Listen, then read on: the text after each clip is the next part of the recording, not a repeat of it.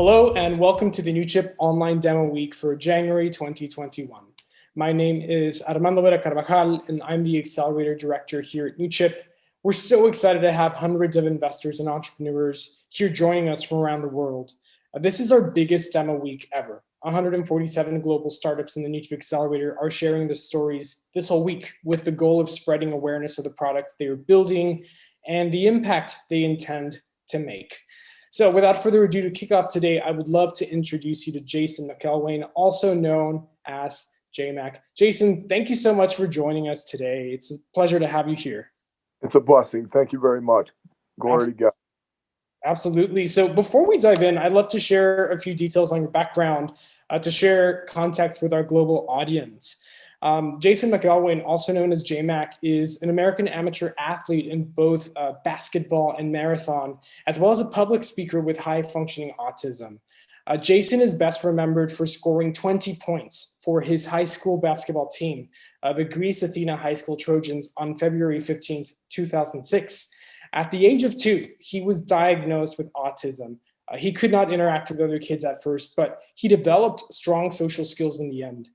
Despite being in special education classes, McElwain was interested in basketball, primarily from his brother. On the night of February 15th, 2006, the Trojans faced the Spencerport Rangers. Until then, McElwain was the team's manager. Then the coach of the Trojans, Jim Johnson, gave him a jersey and allowed him to play a few minutes of the game. At that time, Greece Athena had a big lead, and Johnson sent McElwain in during the game's final minutes. On his first try, he missed a three-point shot. Then he missed a layup. But soon enough, Jason scored 6 three-pointers and a 2-point basket as the fans roared like crazy. In all his interviews, when asked about that night, he said that he was as hot as a pistol. And Greece Athena defeated Spencerport by a score of 79-43. Since then, McElwain's story has hit national news lines and he's gained very high popularity. He's been featured on ESPN, which he won an ESPI in 2006. He's also visited then President George W. Bush. He's been featured in Topps trading cards. He's made a commercial for Gatorade, and he's made other very high-level sports appearances. There was even a song dedicated to him, which was performed by Iron Butter. McElwain also wrote an autobiography called The Game of My Life with the assistance from his friends, family, and coaches. Jason, once again, it's such a pleasure and honor to have you here today joining us here at Online Demo Week. Appreciate it. Glory to God. Absolutely. So look, you represent a truly inspirational story of not just challenging the odds, but also beating them.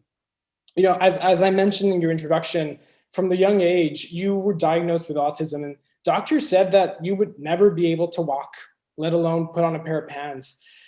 Fast forward to today, to right now, you have emerged as a global inspiration, not just in the sports community, but across the lives of countless people. Tell us about your journey growing up with those ongoing complications and the struggles that you overcame. Well, I mean, I was told I'd never walk, told I would never talk, never put on a pair of underpants. I'd be a vegetable the rest of my life. I'll always be in isolated classes in school. And then I picked up sports in the neighborhood when I was like 6 or 7 or 8 years old. I played every sport, you name it. And then in middle school is when I really got serious with basketball, cross country and track. And I was cut all the way up to my JV year. In JV year, I became a team manager on the team, and I got fouled on 3, hit 3 free throws. And then my junior year, I was just team manager. But my goal when I got to Greece Athena was to win a sectional championship. And school hadn't done it since '92. And lose to our rivals 2 years in a row. My sophomore and junior year, Arcadia at the buzzer. The whole community is saying that Greece Athena is not mentally tough enough, can't play in Blue Cross Arena, they'll never win the big one, coach should be fired, all those naysayers. And senior year, I got cut again, but I was offered team manager, and coach offered me, said he was going to suit me up on senior night. playing time not promised. I was like, I just want to win a championship, any way, shape, or form. And that was my answer back. And and and don't put it on the speaker.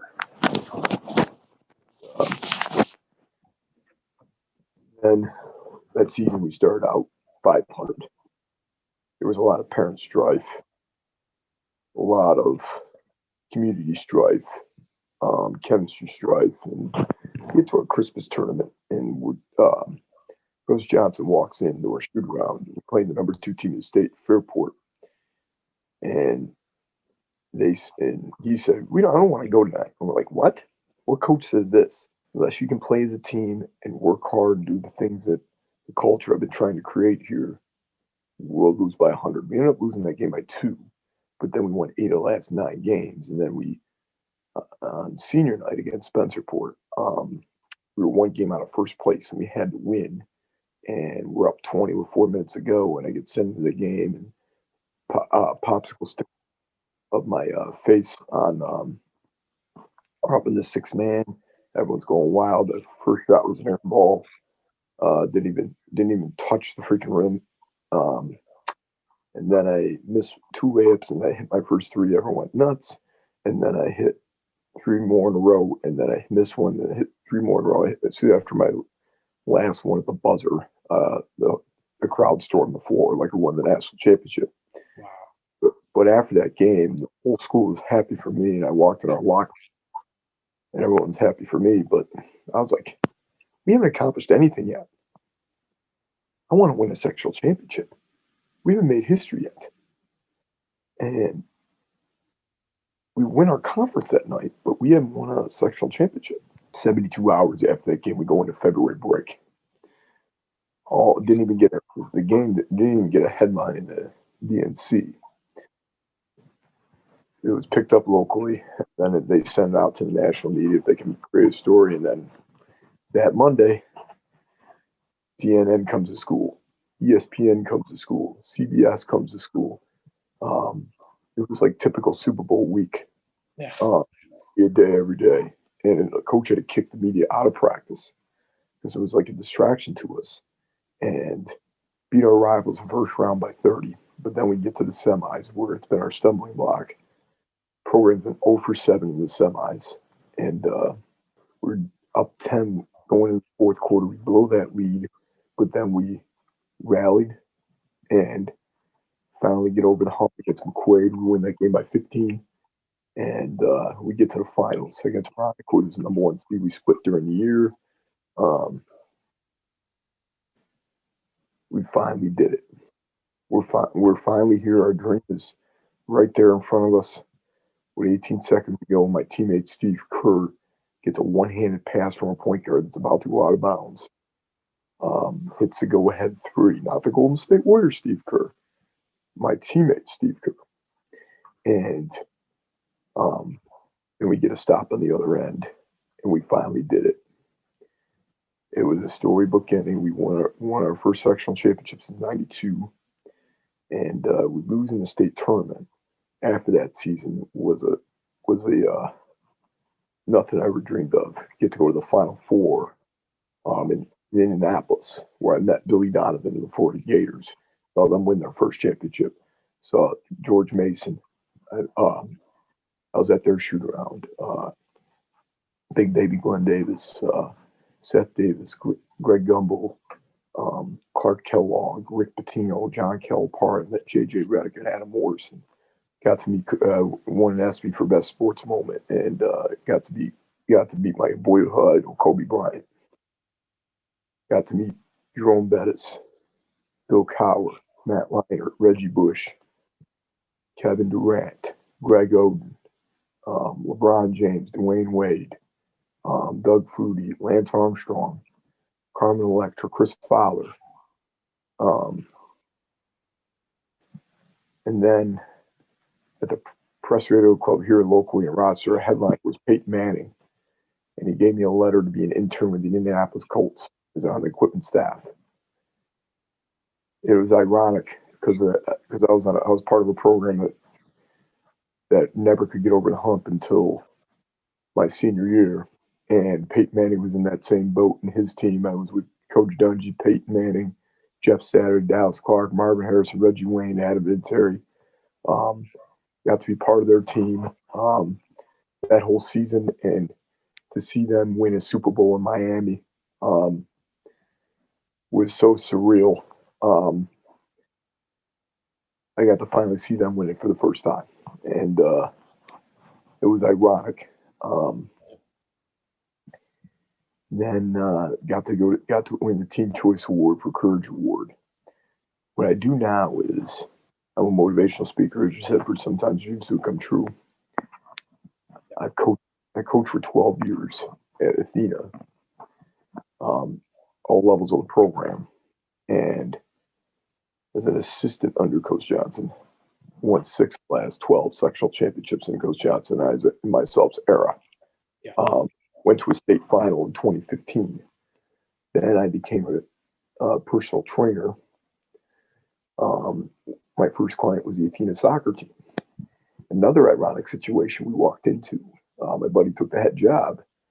The old coach got fired by the school board for a lot of ugly reasons, but anyway, at the school board. But anyways,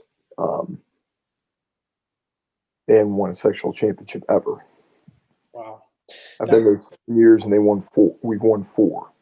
Yeah. Won in the 2 state finals and 1 state championship. I've coached baseball for 6 years. I've coached track and cross country for 6 years. And I've been at the college over 3 years at Nazareth College, where Jeff Van Gundy went. Coached at Hilton for 2 years. I coached Spencerport girls basketball for 1 year. And I've also run 16 marathons. I took up running again 5 years after high school. And my goal was to finish a marathon. And 6 months into my training after the first half, I said, I'm going to try to qualify for Boston. I had to beat 3:05 in the age bracket, 3 hours, 54 seconds. Success is not an accident. Success is actually a choice. Greatness is earned, not given. You never give up, you never fail. Live present, play present. If you have common sense, it costs nothing. If you don't have common sense, it can cost you everything. Yeah. This is truly remarkable. I want to go back to sort of your earlier years in life. I'd love to learn about your number one dream in life as a kid. What was that dream? The dream wasn't the 20-point game. It was to when I if you want to go back to 7th grade, when me and my teammates walked in the gym, we saw the banner. The last sectional title was 1992, when John Wallace, who played Syracuse, played 10 years in the NBA. His brother was on my team, and he and I were talking, and we're like, wouldn't it be nice to be the next sectional title after John? And that was our goal. My jersey was retired in the gym next to John, and that was my goal athletically. And that was the best moment of my life, March 4th of 2006. That makes perfect sense, especially knowing the trajectory of your career. Now, that dream back then, did you just regard it as something unattainable, an ambition that you dreamed of, or did you see it as something that you needed to accomplish one way or another? So it's a combination of both. Because people who try and fail are more superior than people who don't try at all. It's absolutely powerful. I think, as you say, the people who try will always have that upper hand. And I think in your case, you went above and beyond, right? Doing that. Now, what do you believe is the power of having big dreams? And I want to emphasize the word big, right? Not just having dreams, but having dreams that are worth pursuing, taking risks in life. Well, first of all, you should write down all your goals and then put it on your bedroom door. And then when you wake up every morning, you look at that sheet and you see what your purpose is in life every day. Reminding yourself every day what that purpose is so important. I want to connect the importance of dreaming big also with the reality of grit, right? I think your story is one of grit, one of never giving up, one of not quitting, one of not taking your sight from the big end goal despite the odds. In your opinion, Jason, what is the true meaning and power of having grit? Having the guts and being brave and working determination, intestinal fortitude, competitiveness to compete to win, in everything you do in life. Yeah, no, and why do you think grit matters to you personally? Well, in this society now, there's too many. There's too many people. Too many in this society. There's a lack of guts, Mhm. a lack of a set of guts. Why do you think why is that the case in your opinion? In my opinion, the case is because they've never been pushed. Mhm. Uh, that's what I try to bring as a coach. They get babied all the time. I think people are way too soft. I think people are way too sensitive. I think people don't have the thick skin, um, the thick skin to hear the truth. Things that you only want to hear they want to only hear what they want to hear instead of hearing the balances of not wanting to hear versus to hear. And I've learned not to take any crap from anybody. Um, I don't take no as an answer on a Why, lot of things why don't you take no as an answer? because I don't listen to negativity. I am going to do I'm going to stand for what I believe. I am going to stand to do what it takes to accomplish my goals. I am going to speak out for what's right and what's wrong. Um, I am going to advocate for the right things. And another thing too is nowadays the cancel culture is wrong. They cancel you out if you don't agree with what they think. Mhm. They expect us to live with blinders on Mhm.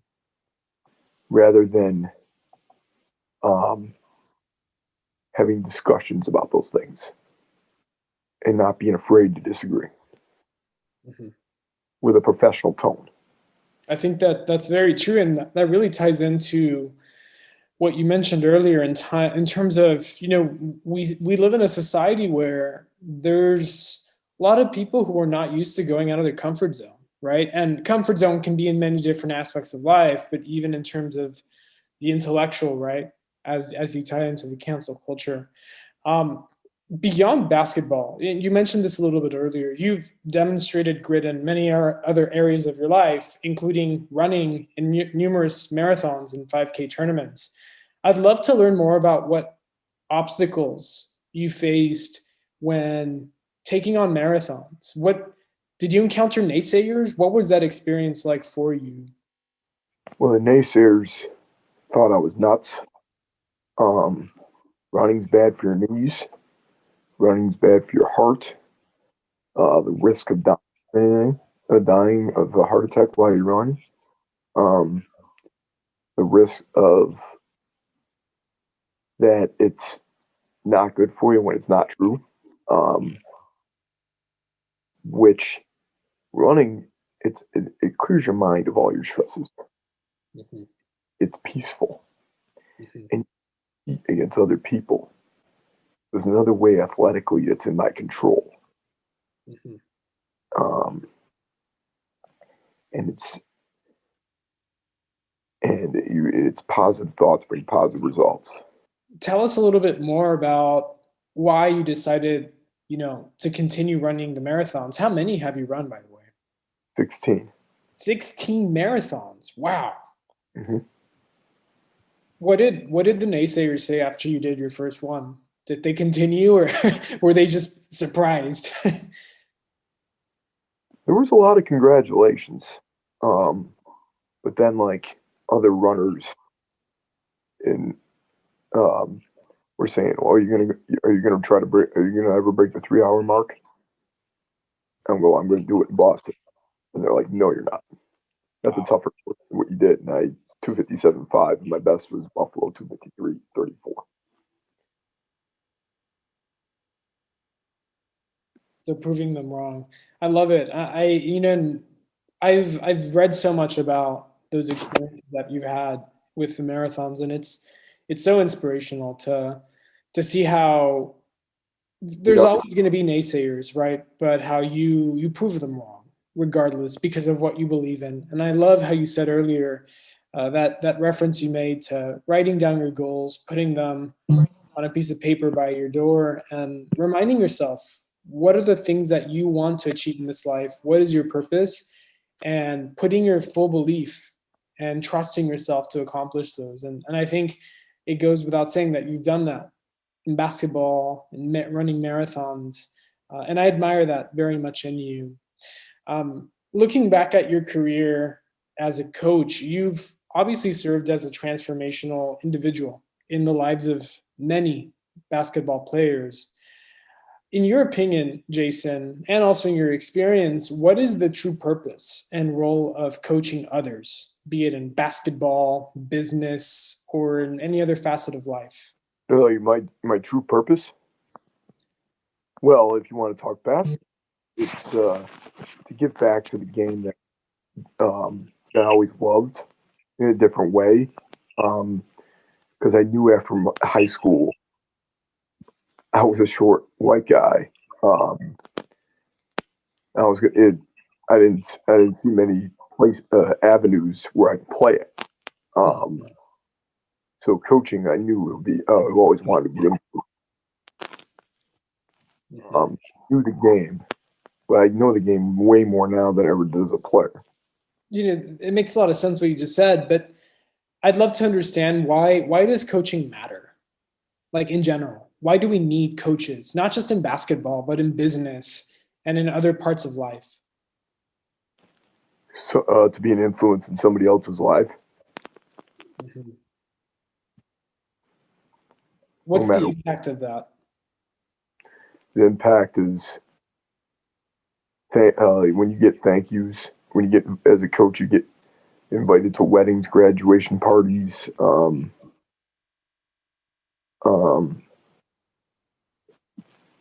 when they ask you for references for a job. Um, those are championships more than what you've done in the coaching athletic world. Mhm. Yeah, and the way that you describe those coaches, it makes me think a lot about role models.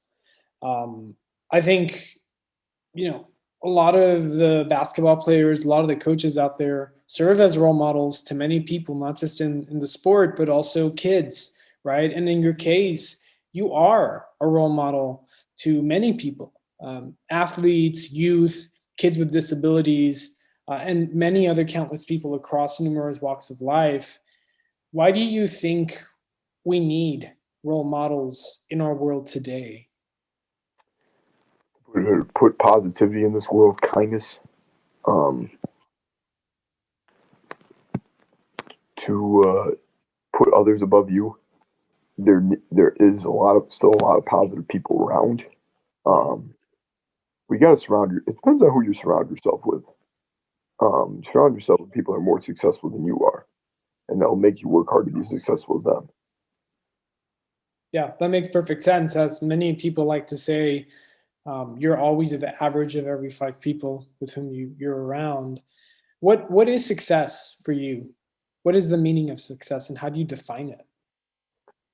Success is not an accident. Success is actually a choice. So you create actively the circumstances that bring you to that success in life. Yeah.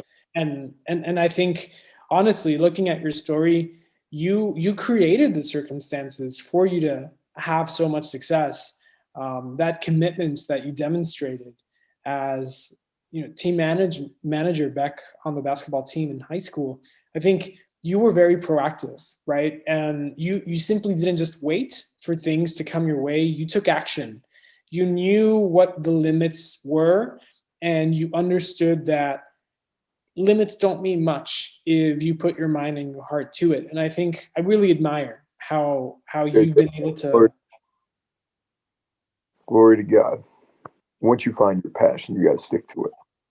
Mm, And once you get success, you you can't be complacent, because once you're complacent, your life of success is a lot shorter than it would be.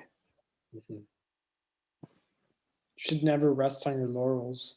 Yes, And especially, I think this is a valuable lesson for any athletes, right? If you achieve some form of success, the stakes are higher, right? You have to keep training, you have to keep working harder. yes. Well, it just like if you go from high school, I tell high school athletes that go into college, um, college is a lot harder.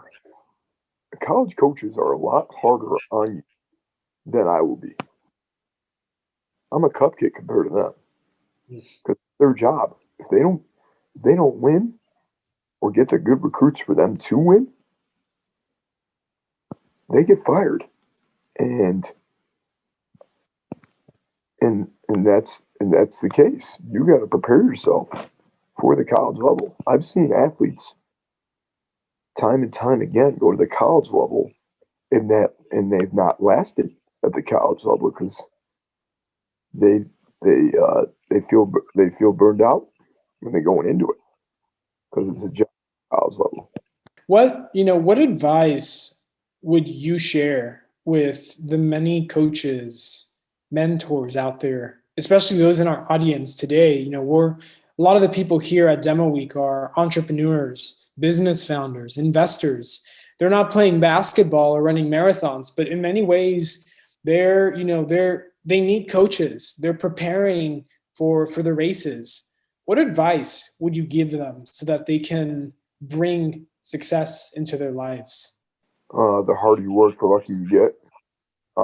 Work smarter, not harder. Um, Use your connections to your advantage. Um, Use your mentors to your advantage. Um, be straight up with your clients. Don't beat around the bush. Cut right to the chase. Be blunt. Um, don't be afraid to speak out for the right things. Mm-hmm. Stand up for what you believe. Again, I resonate very closely with you on the importance of, one, knowing what you believe, but then two, actually speaking out, right? Having that courage that is so necessary to speak what you believe in and doing the right thing. I think, you know, what you said about don't beating around the bush is also very important, and also just being very clear with the customers and clients that you deal with is essential to having business success. Jason, I've learned so much and gained so much insight about who you are and how you think about life and the world and succeeding. What is the ultimate impact that you want to make in this world? To inspire as many people in this world as young and happy to be better men. To give back to the lesson I learned in everything that happened to me for the last 15 years is to give back to your community. Mhm. What is the importance of giving back to the community? And I want to emphasize that, especially in the current times in which we're living. Be humble in success and failure. Mhm.